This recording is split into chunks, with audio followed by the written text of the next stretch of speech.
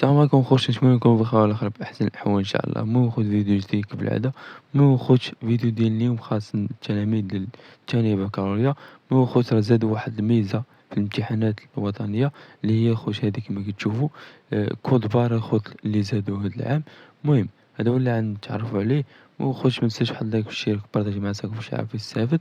المهم كما عاد تشوفوا معنا من بعض مميزات هذا الترقيم السري QR كود، ربط ورقة الامتحان بين التلميذ بشكل فوري، ضم سريات المعطيات المترشحين، منع التلاعب في تزوير امتحانات البكالوريا، تسهيل العمليات وجمع وتدقيق أوراق امتحانات البكالوريا، تسريع وتصحيح وإدخال النقط بسرعة، تقليل الأخطاء الناجمة عن الترقيم اليدوي.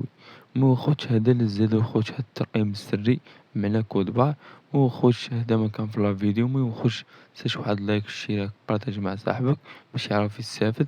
المهم بيس ليكم، نتلاقاو في فيديو جديد.